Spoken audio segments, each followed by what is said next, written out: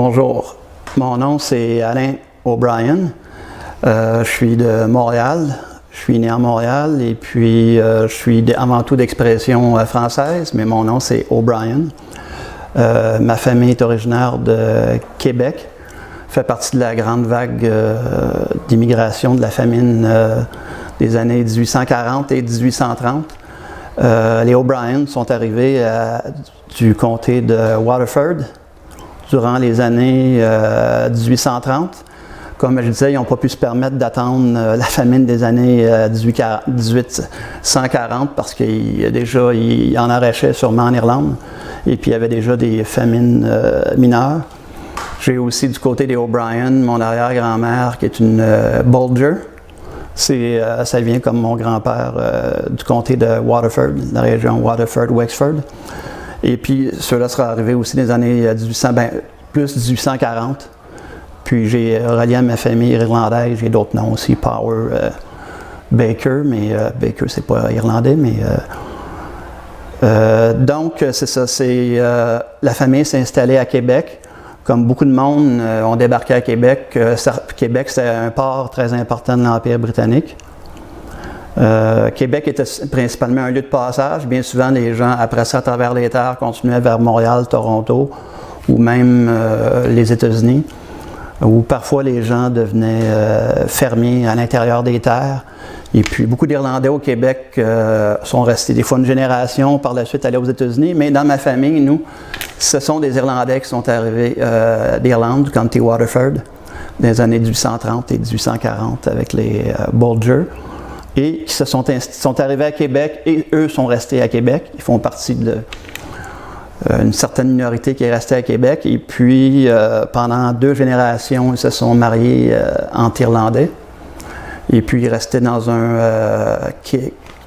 Québec est reconnu comme une ville très française maintenant, mais à la fin du 19e siècle, Québec était environ à 20 à 25% irlandais. Et puis, mon grand-père a marié une femme qui était principalement d'origine canadienne-française. Et puis, ça a donné lieu à une grande famille, dont ma mère, qui s'appelle, elle est décédée, mais qui s'appelait Virginia O'Brien. Et puis, dans ma famille, en tout cas du côté irlandais, moi je suis de la première génération à vivre en français. Et puis, dans ma famille, ils se sont toujours considérés, même s'ils étaient irlandais de 2 ou 3 générations, ma mère a toujours dit « je suis irlandaise ». Pour elle, elle n'était pas nécessairement, elle était bilingue, mais elle ne se considérait pas nécessairement canadienne ni même québécoise. Mais elle était très intégrée au Québec, mais elle a toujours dit qu'elle était irlandaise. Et puis dans ma famille, c'est des gens qui ont fréquenté les institutions irlandaises. L'église Saint-Pat de Québec, il y en a eu 3, mais ils fréquentaient celle de première génération. Et puis ma mère était allée à l'école Leonard School, qui était aussi une école irlandaise pour filles. Mes oncles, eux, sont allés à l'école Saint-Patrick. Donc, il y avait vraiment à Québec une grosse communauté irlandaise. Et puis, comme dans bien des cas, il y a eu des intermariages avec les Canadiens français. Parce que les Québécois à l'époque, on les appelait les Canadiens français. Et puis, bon, il y avait la religion qui partageait en commun. Je dirais même aussi, il y avait le même oppresseur commun.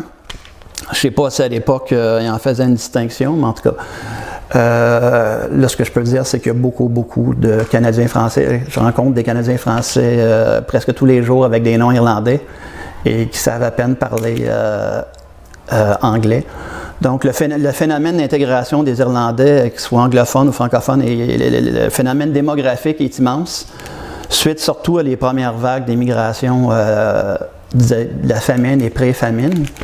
Mais aussi, c'est ça, il y a eu après ça une immigration, je ne suis pas ici pour parler de ça, mais il y a une immigration plus récente irlandaise au Québec, mais en moins grand nombre.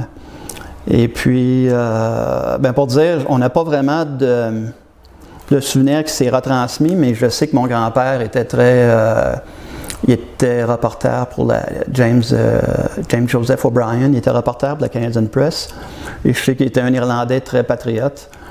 J'ai un de mes oncles, Roger, qui est né en 1916, et lui il s'appelle Roger en honneur de Roger Casement, Et même son second prénom, c'est Roger Pierce, comme Patrick Pierce.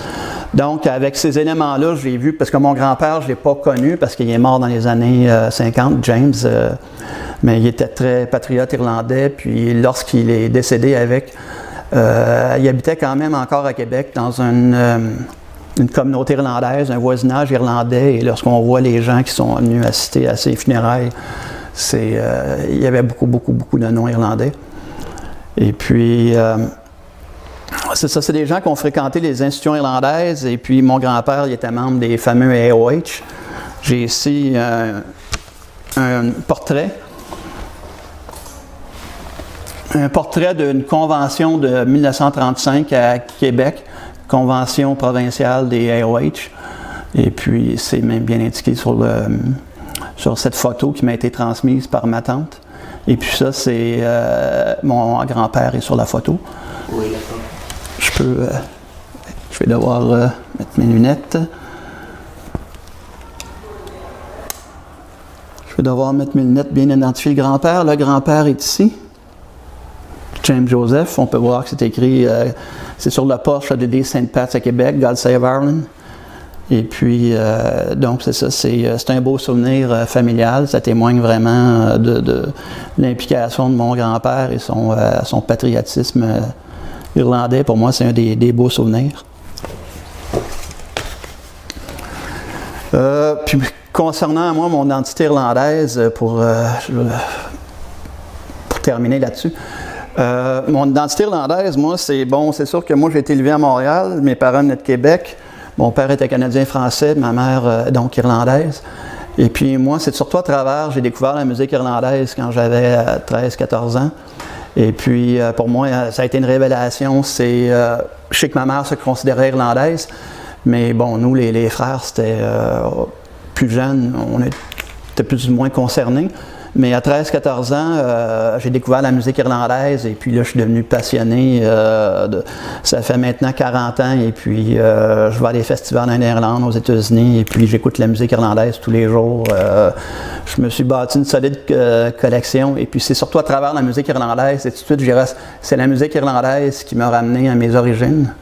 Mais c'est tout de suite aussi que j'ai senti l'esprit de la musique irlandaise dans la musique québécoise parce qu'il y a beaucoup une grande influence. Et puis la musique irlandaise, ben c'est un peu la tapisserie de ma vie parce que toute ma vie, j'en ai écouté, je peux dire presque quotidiennement, là, que ce soit au travail, dans ma voiture ou chez moi. Et puis, c'est ça, que ce soit les groupes de l'époque, Body Band, Planxty, les Chieftains, les Dannon et puis les nouveaux Lunasa. Et puis, les artistes solos, ben c'est à travers la musique irlandaise, j'ai tellement senti une compréhension de cette musique-là que c'est là que je me suis vraiment senti très irlandais, même si je vis en français maintenant et puis que je fréquente surtout des institutions francophones, ben j'ai un très très grand sentiment d'irlandicité. Et puis, c'est ça, j'ai visité l'Irlande aussi plusieurs fois et puis c'est ça. Concernant ça aussi, je sais que je suis conscient que mes ancêtres sont arrivés, c'est une immigration forcée. Alors, on dirait, vu que c'est une immigration forcée, je suis plus près de cette origine-là parce que c'est des gens c'est une immigration de survie. Et puis, un peu comme contrecarrer ça. En même temps, après ça, je suis retourné visiter l'Irlande plusieurs fois, un peu pour me trouver un peu, même si c'est passager, une certaine enracinement dans l'Irlande, pour contrecarrer un peu la malédiction de l'origine, d'être forcé de quitter l'Irlande. Et puis, c'est encore de ça que c'est venu tout seul avec une passion que j'ai de toujours connaître davantage l'Irlande, de lire quotidiennement sur l'Irlande et puis de me réapproprier cet héritage-là qu'on me fait m'enlever à cause de l'immigration, la famine, les déportations. Alors, en gros, c'est ça.